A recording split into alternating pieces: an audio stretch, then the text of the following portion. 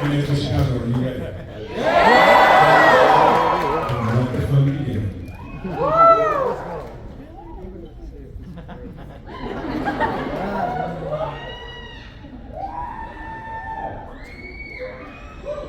No one's there.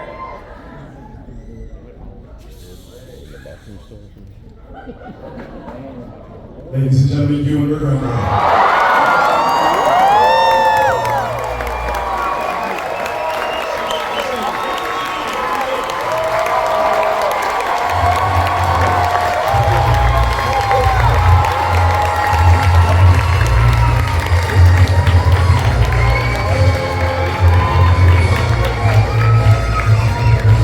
Thank you so very much for the escort. You have done a great job. True Jedi Masters alive. Thank you so very much. Guys, he's here!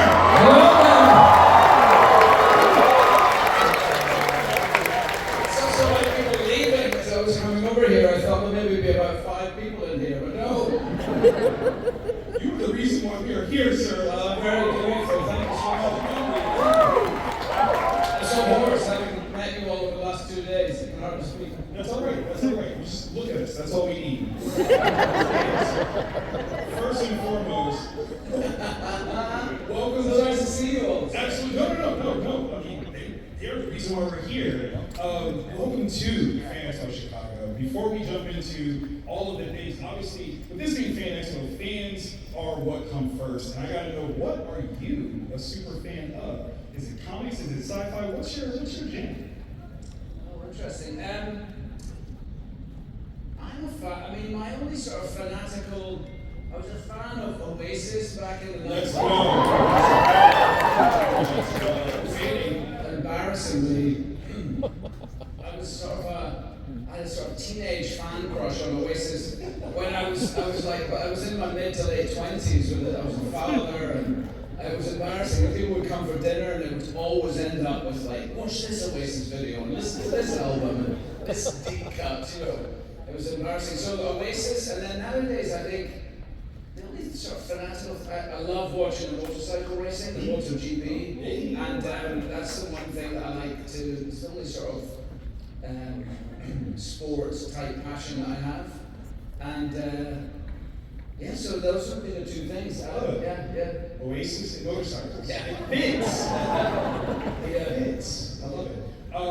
You joined this franchise late 90s to really kick off the prequel series. And completing that, you've had fans, I know, begging for you to come back.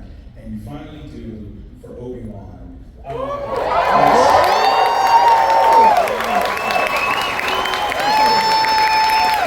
Apparently, a lot of people in this room have watched. Like, a lot.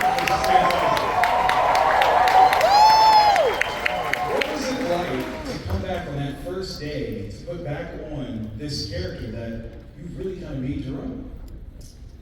Oh, it was amazing. I mean, it was such a long process. When we made the prequels, there was no, first of all, that video was really touching. I thought that was really lovely watching the people talking about how, that's what's lovely about doing these cons, is that I get such a strong sense of how important these movies are to you, and therefore it makes them more important to me in a way. And so I thought that was really lovely to watch that special video before we came out here. Love you! Oh, you too. Yeah, so it was a long process. When we made the prequels, we made them in a time there was no social media, there was no internet. I don't think there was any internet. Imagine. I tell you what, guys, it was so good. It was so nice. We had it made, and then Apple ruined it with their stupid phone, and now we're all screwed. Anyway, yeah, thanks, Steve. Nice one. But there was no even internet, so then there was, and then there was social media, and then there was this sort of. I did social media for a little. I was reluctant at first, and then I sort of came on for a wee bit. And then I left because it got nasty, so I left. But in the meantime, I kept seeing all this. I I didn't realise that you were all sort of waiting for more. I didn't know. But I kept seeing it all the time. And then when I did do social media, lots of messages about Obi-Wan, will you do it again, and do it again, and do it again. And it was getting to be sort of embarrassing. I felt like, so I got in touch with, by that time, Lucasfilm was with Disney, and I got in touch with Disney and said, I think I better come in. And because people had been asking, and I was like, and also in interviews, every interview I did ended with, two questions. Would you ever do Trainspotting sequel?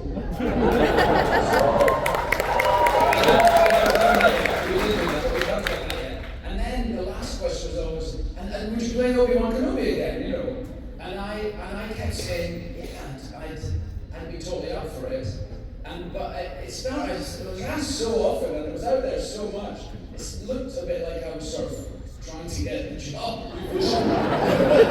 Seriously, you know, I was like. So I got in touch with her, I said, look, you better let me come in. So I went in and I just said, just so you know, I do mean it. Like I would totally be up for it. And they were like, okay, we were happy to hear that.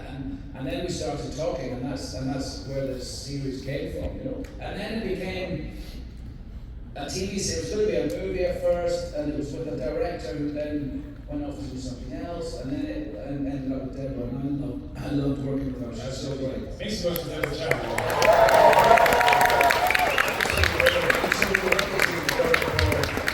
And then it became a scene. I think because they brought out Disney Plus, you know, they wanted a big sort of splash, and I thought that's what we were going to be. And then just before they brought out The Mandalorian, I was like, I thought we were supposed to do the big splash. What's this going on here? But there seems to be plenty of room for all of us, it seems. And that's what we're going to show that. Yes. So, obviously, you brought up Deborah. What was the difference, or one of the biggest differences between her directorial style versus George's?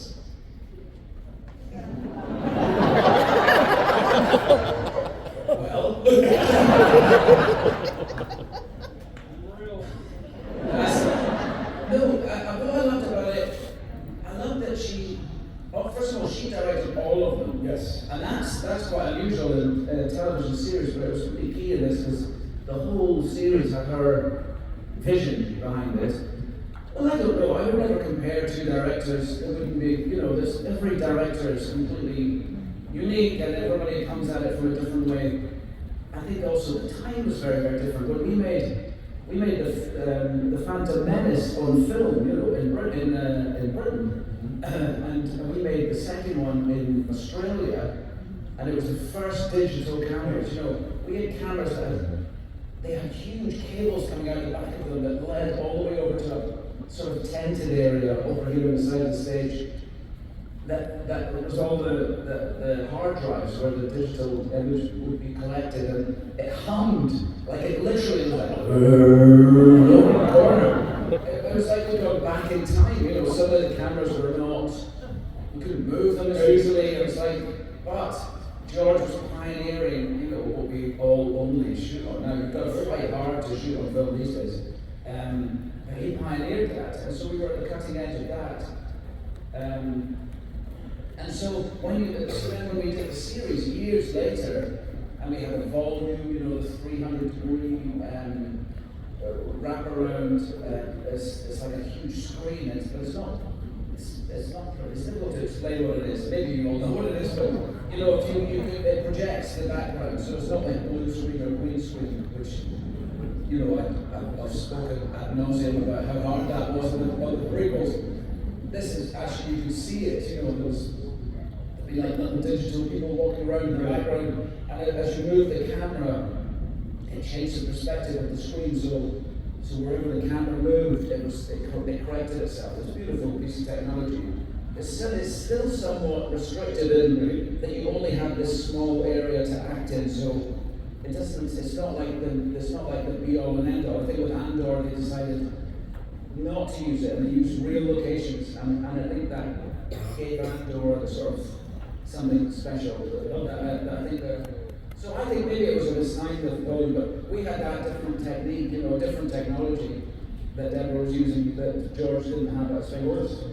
I love that. Makes noise for them, though. That's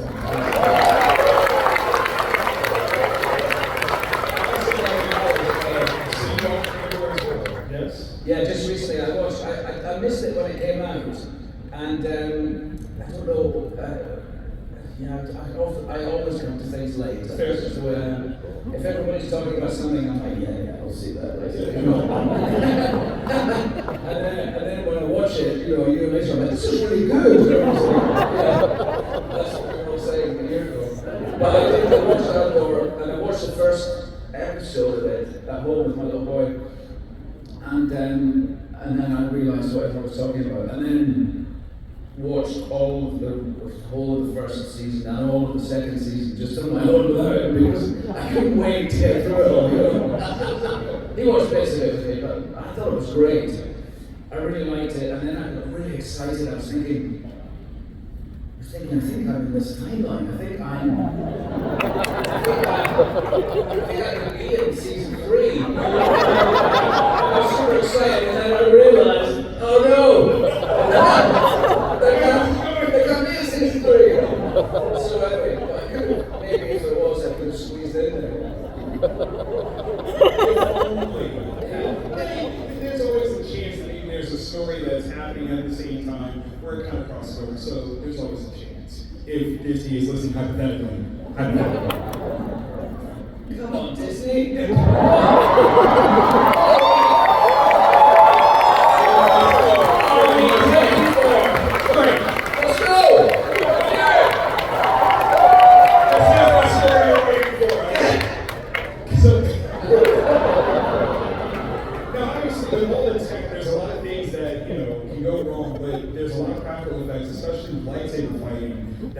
Can you tell us about any sort of bloopers, little accidents that may or may not have happened in the midst of your physicality with either the prequels or Obi-Wan? I don't know if there's any, I can't remember if there's any behind the scenes footage of it, but when Hayden and I would fight together, you know, the prequels, the lightsabers were metal. There was the sort of the beautiful lightsaber handles that would hang on our belts. And then there was a very smooth version of those for when we were actually fighting. Because if you spun one of those in your hands, you'd cut yourself, and they were impossible to fight with. They were just dress handles, those ones. So the actual maybe one down here. Hey. So there were smooth versions like this one that didn't have any detail on, but you could spin them around in your hands, and then they had a metal blade on it, some kind of alloy. It was hollow, which made the end of it was just like if you imagine sawing through a copper pipe or something. The end of it was like that. That's quite dangerous. and then we would go at each other. Right? I mean, probably the only way to really do it, you learn the fights like a dance, like a piece of choreography. You know exactly. You should know exactly. You know, you're not improvising. You shouldn't be improvising because you could really hurt each other. Absolutely. So you learn it slowly, and you learn section by section by section, and then you start doing the sections together, and then you start trying. They just sort of naturally speed up until you know you're doing them really fast. Like the Ray Park scene, fight scene after Qui-Gon. After Qui-Gon gets killed was like. George was there's a way that if you overcrank the camera, if you or undercrank, to make something slow motion, you speed the camera up, right? So he was slowing the camera. We were going so fast that he was like, people wouldn't believe this, so he was like slowing it down a bit, you know, as we were doing it, because we just learned it so well, you know, we went at it so hard. But with Hayden and I, the metal blades would be totally bent after one take. So we would do one take of the fight, and sometimes they were long takes, it would be a long bit of the fight, but by the end of it, the lightsaber, you know, like a question mark sometimes. There was one guy who was, I wish I knew his name, can't remember. Who? Thomas! I'm going to legend. Is Thomas the lightsaber maker? Yes. You all know this. See, I don't know why I'm even here. You know more about it than I do. Thomas would wheel his car from stage to stage with just millions of lightsaber blades and remake them after every take. So we'd be handed sort of a fresh sword after each take. Thomas, yeah, of course. What's his second name? You guys not Hansen. Thomas Hansen. Yes. Oh, there we go. Okay. Maybe she made Hansen a bit up. Now, Sounds good enough. Yes. Thomas Hansen. No. So with these fighters, obviously the intensity was high. Was there ever a time where maybe you mistimed a swing and maybe hit? Oh, yes. All the time. I mean, I also think George Lucas in his wisdom decided that these swords, they were so good, the Jedi, they didn't need a hilt. You know, if you look at any sword in history, it's got to look, well, that's not true because the samurai didn't have it. But they probably had a little bit. We had nothing. Like that sword would slide down and wrap your knuckles. And that was the main injury was knuckle wraps. You'd be like, we were all perched in front of the camera. The second they were in cold cut, you'd be like, so there was that. I don't remember if anyone got. Oh, somebody got really hurt. Nash Edgerton, my stunt double, who I met in Australia doing Moulin Rouge, which we shot just before. He was my stunt double in for some years in Star Wars. He did it for himself. His mum was on set to visit, and he was doing, you know, the fight in the rain with there's a fight in the rain with Jericho. Thank you. Okay, just give me a second. I'll get there. Thomas. Django Fett. Okay. I'll get there. Thanks, I would have got there. And he did that, I had to do a big backflip, and he landed and he broke his teeth. And he was like this, he was so aware that his mum was there, that he was just like, "Morning, Mum." Okay. And somebody took his mum for a cup of tea. It was not alright, you know, he wouldn't hurt himself. But I don't remember any nasty lightsaber injuries. Okay. That's good. And Nash is fine now, he's got lovely teeth. Hey! Basically, was Nash is fine. Nash, he's pretty good filmmaker. And his brother Joel Edgerton is a very successful actor. So, yeah, cool brothers. Now, obviously, you brought up a couple of things, Moulin Rouge, you brought up Trainspotting. We're big fans of all of your work, not just the Star Wars franchise. Can you tell us anything that might be coming up that's not Star Wars? We don't want any issue with Disney. That you might have on the horizon. I did a film with Anne Hathaway called Flowervale Street. God bless you. It's got to be my age, isn't it? It's just my age. My wife's like, usually my wife's like, Flowervale Street. Thomas Hansen. She just whispers names that she knows I'm about to forget, you know, into my ears. I don't have her ears to remind me of Flowervale Street.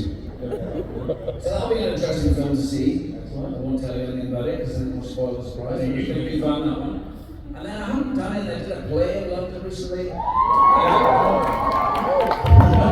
Thank you. And I love that, but I haven't made anything since Flowervale, which was last spring. You know, somebody give me a job. Come on, Disney. Season 2, for goodness sake. What are we waiting for? What are we waiting for? Alright, so listen. Everybody, I need y'all to go on the social medias we were talking about, and it's hashtag Obi-Wan another, okay? That's what it is. Okay? Hashtag it right now.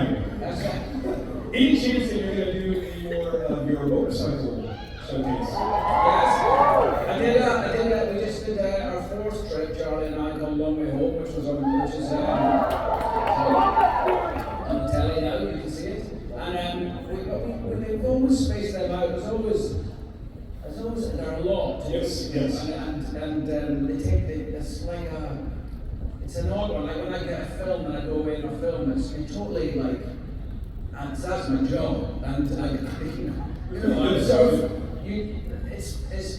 I've got used to going away from my family to do my job, and sometimes they can come with me and sometimes not, I guess. But the bike trips are That's sort of on that's on me, you know. That's a job, and then we get paid to do it, of course, but we decide to do it, and so that one I don't like to do them too close together because it's a lot of time away from my family, which I don't love. So, but we'll definitely do some more. We'll definitely do another one. We're not finished yet. Oh wait, that's what we're doing. We've got some fan questions that were turned in, and this one is from Megan. Is Megan in the room? We have 8 Megan in the room. Okay, we'll take that. Megan wants to know, what part of Obi-Wan's personality do you most relate to in your own life?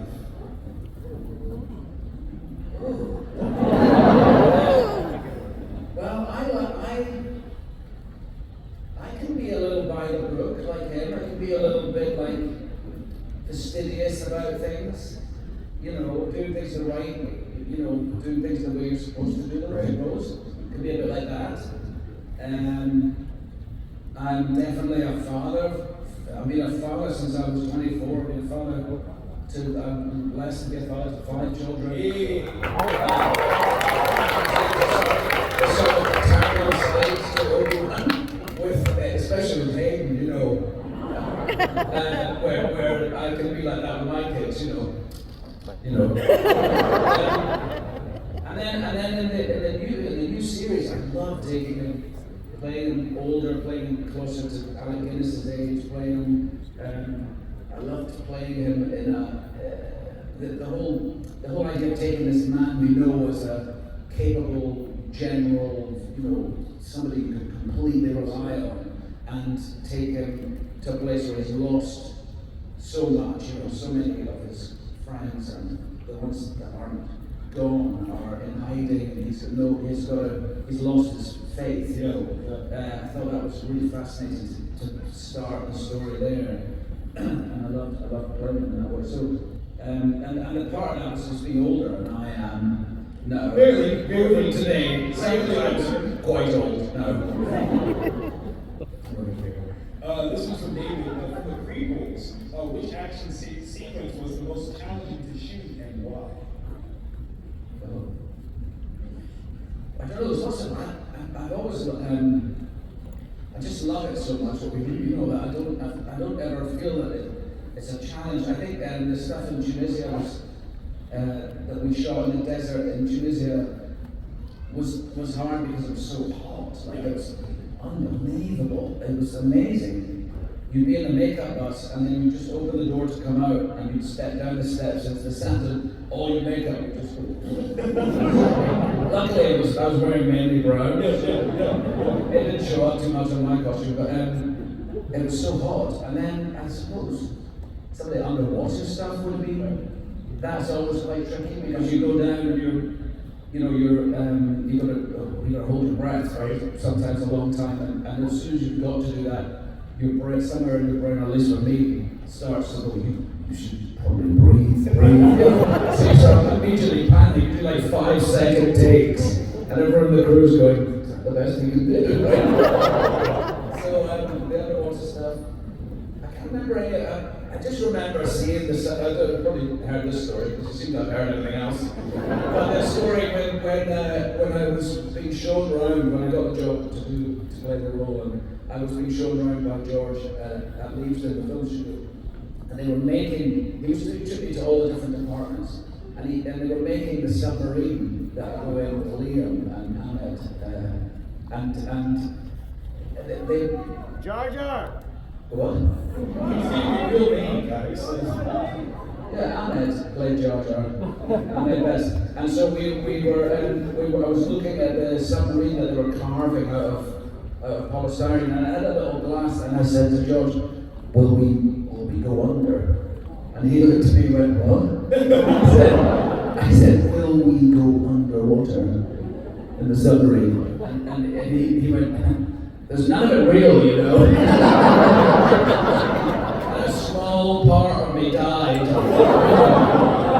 The little boy in me was like, oh. Anyway, it probably was not a good idea to put 3 actors underwater in a polystyrene submarine. I can see going back. It could go back. It's very smart. This is from Laura from Madison, Wisconsin. You work in huge franchises intimate dramas, and musicals. How do you adapt your performance style for such different worlds and tones? I think you just always do. That's sort of what you do as an actor.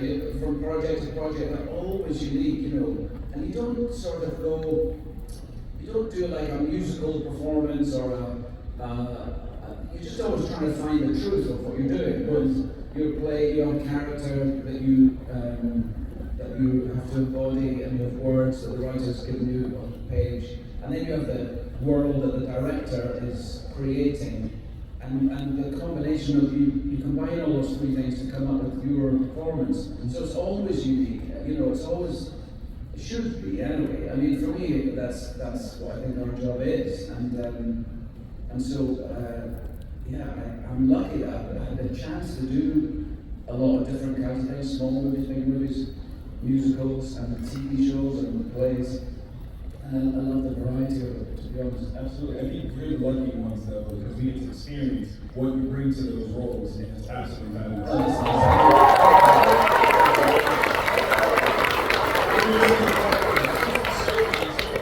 If you could swap roles with any other Star Wars actor for one day, who would it be and why?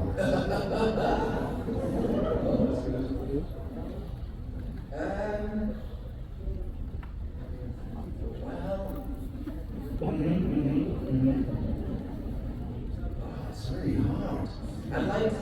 It would be from the original trilogy. Okay. It would have to be Luke or Han. So just so I get to work with Carrie, I think.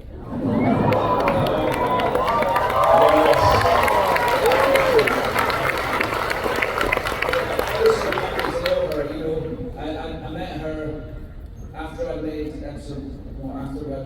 the first one, and we had that in common. You know, we had Star Wars in common, and she was so funny and she was so brilliant, and I became, you know, I loved her so much as a child, you know, and there I was meeting her in person, and we became quite good friends, and you know, but what I never got to do was act with her, and I really loved her. Yeah. Somewhere in the multiverse, maybe there's a chance. Yeah, maybe. This one is from Aaron from Oak Park. What was your favorite moment or scene to film in the Obi-Wan Kenobi series? Well, it's some hard questions because I loved all of it. You know, it was to pick out. There were some really special moments. Like I got to play a scene with my daughter Esther. Yes, yeah. And it was so nice. It was so lovely to play that sort of kind of meta moment with her. And that was really special to be on set with her. You know, was something new for me, and I loved it. I loved to see how professional she was about it, and how I tried to just step back, and I did. I watched her with Deborah and chatting about what she was going to do, and I was just like so proud, you know, so proud, so nice. So that was good, but you know, I was just lucky to work with great actors in that series, and I got to play. I mean, some of the things that I'd never done before was I played scenes with stormtroopers, right? And that because they're having.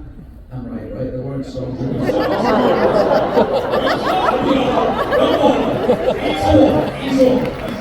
So I remember. I mean, this is joking. I remember the first day I had to be in a back of a truck with Vivian, and the stormtroopers were there, and I remember just because it just takes you back to a child in yourself, and so that was kind of the moment, and I loved working with stormtroopers. I hadn't done that before, and then I worked with lots of them. You see, by the end, like hundreds of them. And then, of course, fighting Darth Vader, you know. And we were ready to do, you know, we rehearsed for a long time. And Hayden and I rehearsed, and there was a fighter, you know, Vader as well. And so we all rehearsed these fights a lot. With a brilliant fight coordinator, Jojo, and it was just the best fun. The physical training for the series was amazing, and I was older, you know, and so it's harder to begin with. But then I could feel it come back. And So we'd done these fights a lot, but of course we just did them in the gym, you know, we hadn't done them. So it was the first fight with Vader was in episode 3, I think, in this big sort of quarry or something in LA. A field. Yeah, we shot it in this sort of quarry, like it was like a cement works or something in LA. So it was a night shoot, and it looked so cool, the lights and everything. And so we rehearsed it a bit, and then I was getting ready to do the first take, and then they were, you know, we were all ready. I was busy in my own thoughts, and then I had to be walking away, and Vader comes at me over my shoulder, and I turn around to defend a blow that was coming to my head, and so I was like, action! And I just do the first take, and then I can hear him, and I hear my sort of cue, if you like, and I turn around and it's Vader coming at me. I just have never seen it. It just shot fear through me to my core. Like it was like I was 5 years old again, or 6 years old again, and this image of him coming at me with that helmet was dead eyes, you know. It was so cool and terrifying and fun. Oh my God, it was brilliant. Face oil on that, y'all. Another amazing moment was that I was on set. We're on this transporter. It's after we've escaped. I think it's I can't remember what episode. I'm doing a bit of a speech to try and rally the troops on this, all the sort of refugee people on the transporter that were out. And Mary calls me to say, I think I'm going into labour. No. And I was like, okay. So I said to Deborah, you better just shoot me, all of me, do the shots on me right now. And so she went, I said, Mary's going into labour. So we did the white stuff, we came a bit closer, and we did some close-ups of me, and then I was like, every time we did it, we got like a series of takes, I'd be on the phone, man, how's it going? Yeah, it's definitely they're coming closer together, you know. And Deborah got my close-up, and I went, okay guys, I'm out, got my car, got home, and like a half an hour after I got home, we went to the hospital, we had our son. So they carried on shooting the other way on the crowd there, and which they took up the rest of the day, and the next day was Friday, and so they just decided, they'd given me, because we planned it, you know, they'd given me a week off, but it was the next week, so starting on the Monday, and I said, what if she's a week late, you know, they went, well, that's your week. You know, I was like, what? I could have got a week off before the week when I saw this born, but anyway, she was absolutely on a day or so early. And so they gave the crew the Friday off. Everyone got a 3-day weekend, and they were like, "Oh, hey!" That's how you do it. That's the Jedi. That's how you do it.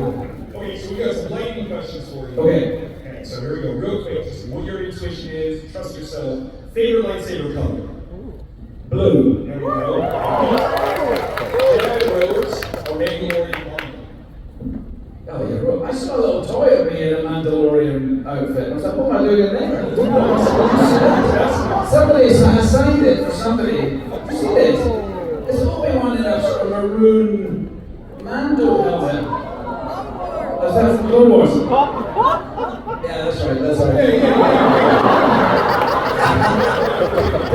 Why is he in the Mandalorian helmet? Oh, the cover. Yeah. And 2 blasters. Like Robert De Niro. Okay. I say the Queen, of course I do. Yes, I've seen that. That's Han Solo or Anakin Skywalker? In what respect? To go for a drink with? So best pilot, we'll say, no, I do like that. To go for a drink with. Who would you rather go for a drink with? Han Solo or Anakin? Anakin. Yeah. I mean, he's my brother. I might shoot you. Who's messier, R2D2 or 3PO? Oh, 3PO is a disaster. You know, yeah. He can't see a thing. He's always, you know, in the prequels, it's like they're like as a sort of he's got trays with drinks and stuff. They're always like, he was always dropping and falling over. Yeah. Which would you rather be? Really skilled with a lightsaber or really skilled with the Force? They're the same thing. It's the same thing. Yes, that's it. One doesn't come without the other. Would Obi-Wan be a cat person or a dog person?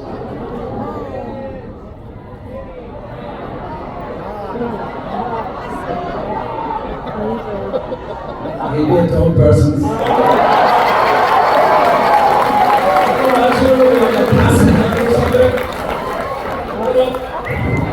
Come on. Star Destroyer or Death Star? Oh, I quite like to be in a Star Destroyer. Yeah, I think they'd be good fun to sort of explore. They're very pointy. Very fast in them, probably. They do that stop thing. Good words. So embarrassed about the Mandalorian thing. Last one. Which would you rather? Join the rebellion or fight the Empire? You're trying to trick me? Nope. Hello? Good question. Join the rebellion? Nope. Or fight for the Empire? Oh, I thought you said fight the Empire. No, fight for the Empire. No, join. I am the rebellion.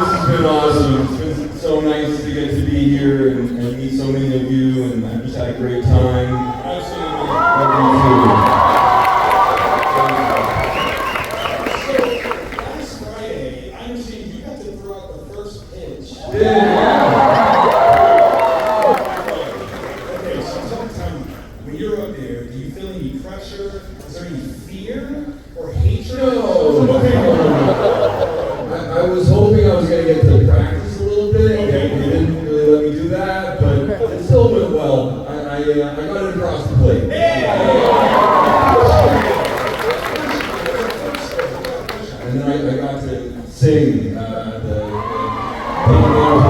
with my 10-year-old daughter, which was just so special. Daughter, That's awesome. Now, and it was a cool jersey too. yeah, I was going to say, we got to talk about jersey. That was a dope one. When they revealed that one to you, what were your first thoughts? Well, I asked for the 66.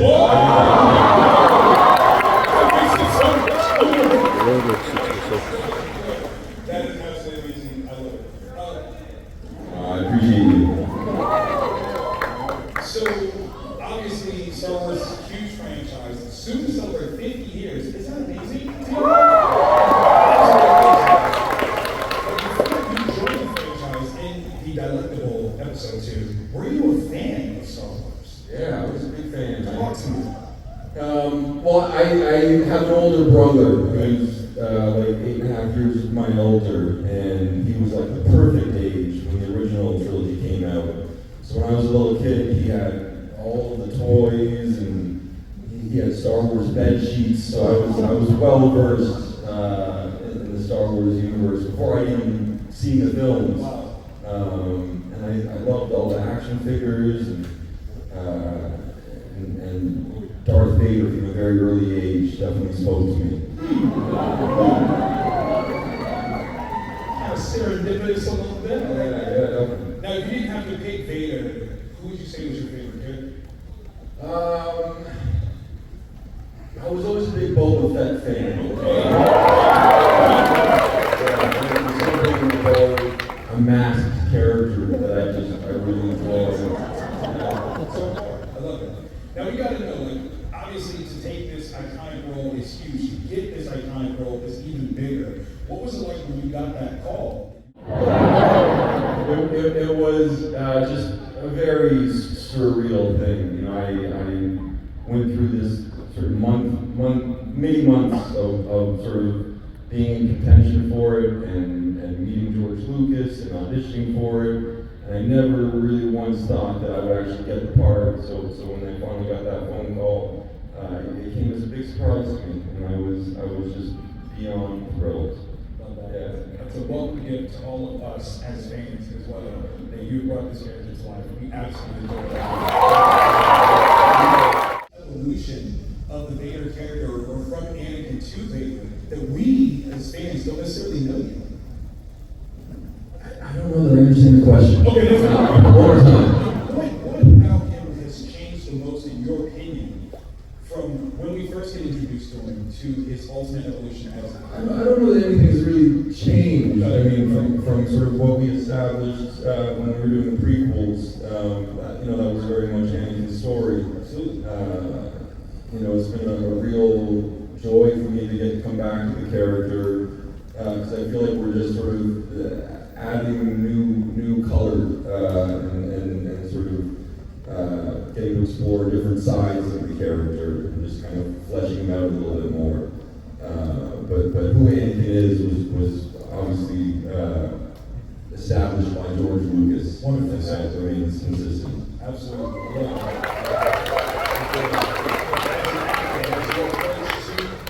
Changed? I mean, just from the perspective that I've changed, I guess, you know, I've sort of had another 20 plus years of life that I can now bring to my work, and I feel in a lot of ways a stronger connection to Anakin just because I can understand him that much more, and I've had, you know, all of these years to continue to think about him, and I just feel it's an amazing privilege to get to come back to Anakin and continue to play this character. It's a gift to all of us, actually.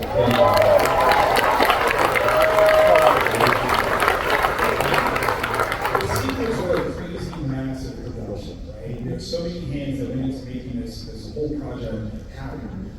Was there anyone in particular that, like, behind the scenes that either created like props or makeup or something that really kind of stood out to you with the work that they did? I wasn't in the sequels. The prequels, okay. Sequels. I was wondering where you were going in this question. I meant prequels. The prequels. Prequels. I'm sorry. So what was the question? Was there anybody in the crew that really kind of stood out to you crew? Yeah. So many people from the crew. I mean, kind of one of the unique things about working on a Star Wars project is that everyone is just so excited to be there. And George Lucas got the very best people, in each of their sort of respective fields to come and participate. The costume design, the set design. Thomas. I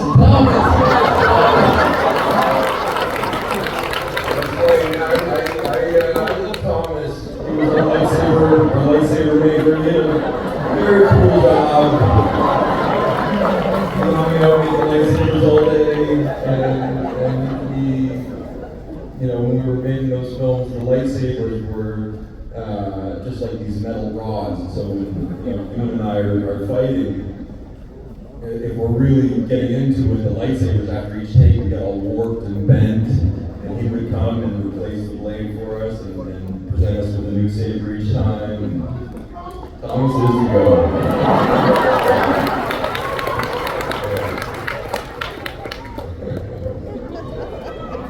Very sweet, thank you. So, speaking of the lightsaber fighting, Ventus said things get escalated in a huge way fighting-wise. You kind of go crazy in this one. Were there any particular fight scenes that were especially challenging? I mean, the one that you and I did at the end, our battle on Mustafar, that was something that we were really looking forward to getting to do. From the get-go, we knew that there was going to be this big conflict between Anakin and Obi-Wan that was going to result in sort of an epic lightsaber battle. So when it came time to do it, when we got to Sydney, Australia, to start work on episode 3, you and I spent a lot of time, like months, training and practicing, trying to get that fight to be as good as it could be. And Nick Gillard, the fight choreographer, and his team did an amazing job and really told a story in that fight. And I'm very proud of the work we got to do there. Absolutely. Basically, one more time.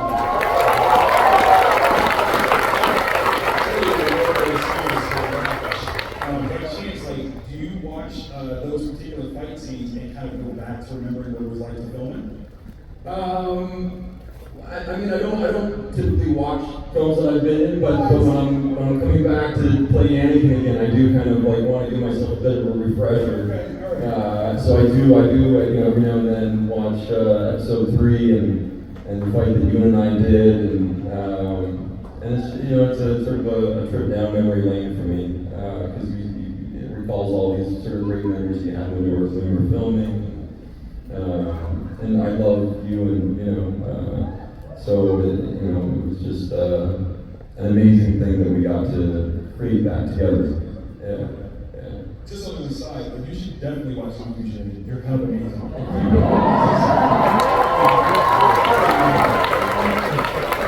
I do love Star Wars films, so I enjoy getting to sort of go back and watch them again. When I come back to do the Obi-Wan show and now Ahsoka.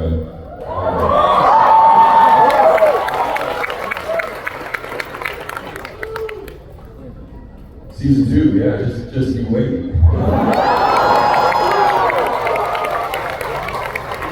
Allegedly Disney, allegedly. Obviously, with this series, there's so many different cool props and things like that. If you were gifted one, what would be the one prop that you would love to have had from off set? I would have loved to have gotten the Darth Vader helmet. Darth Vader helmet. Maybe one day. There's still time. Official Darth Vader helmet from Disney. I know everyone in this room is like, I want your Darth Vader helmet. That's good. I love it. Okay, so after returning to the Star Wars universe in Obi-Wan, it's so cool, so freaking cool. What was a surprise meeting or I don't want to say this. To get back into it, you are answering kind of the call of every fan that has watched you so far, right? What's it like to know that you are really bringing that fandom to a head by coming back to something that meant so much to all of us? It's just such a privilege. To be a part of Star Wars is an amazing thing. And it's because of all of you guys and what the films mean to you and what these characters mean to you. And so to get to come back to it for Obi-Wan was a very meaningful thing for me, and the work that I got to do on that show.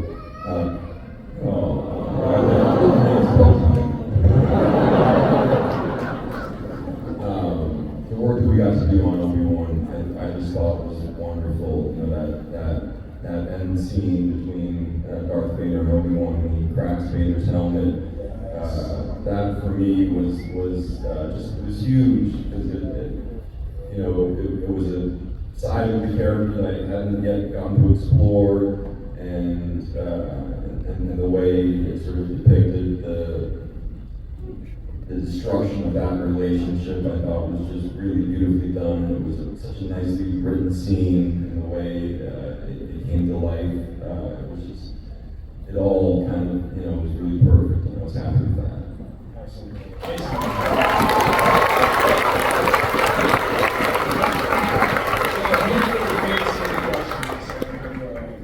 This is from Maya. If you could play any other Star Wars character besides Andy your favorite, who would you choose and why? Well, I said I was a big fan of Boba Fett. I remember when they were auditioning for Anakin, and I first got the call from my agent saying that, we submitted you for the Anakin Skywalker role. I was like, it's nice to be appreciated, but like, that's never gonna happen. So is there is there another part that you could put me up for? And I remember thinking if there's a young Boba Fett or something, that would be cool. So I will go with Boba Fett probably. Good choice, yes.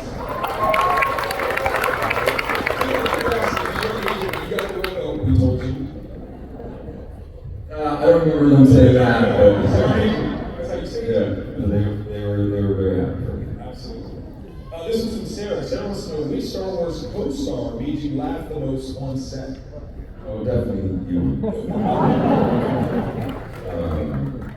Yeah, I mean, he just has a wonderful sense of humor, and he was always making me laugh, and just brought a nice kind of levity to the set when it was needed, and that always sort of stuck with me. Awesome. Lewis from Portland wants to know which was harder as an actor, learning complex fight choreography or performing heavy emotional scenes? Well, I guess if you gauge it by the amount of sort of preparation that went into it, definitely the fight scenes. And also because I had no experience with fighting with a sword or a lightsaber before, so that was just a new skill that I had to learn. But there were some, challenging emotional scenes too.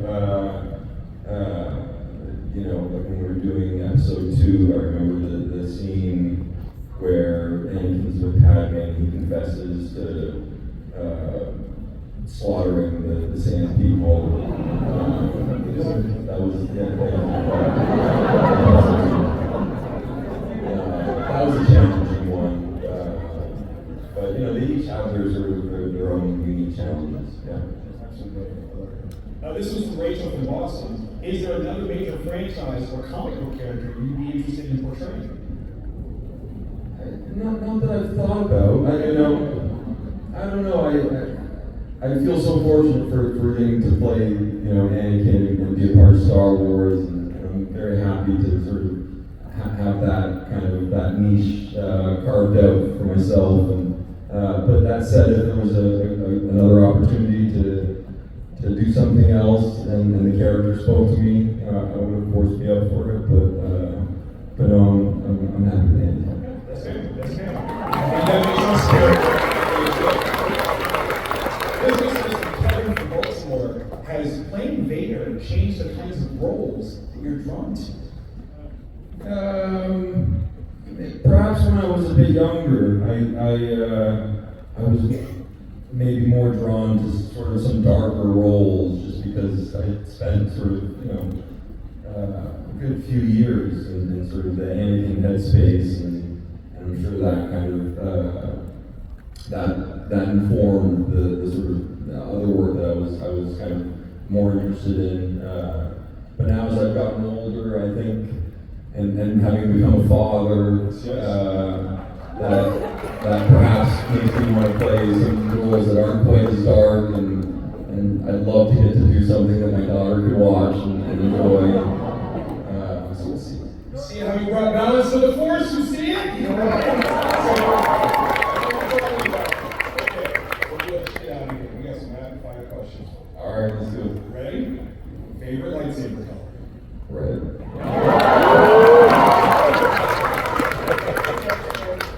Jedi robes or Mandalorian armor? Jedi robes.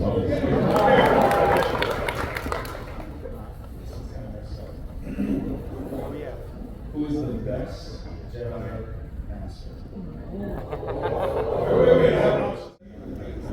Okay, which would you rather? Be really skilled with the lightsaber or really skilled with the Force?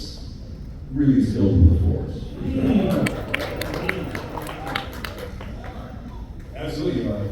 Was that? Hey, well, thank you. Would Darth Vader be a cat person or a dog person?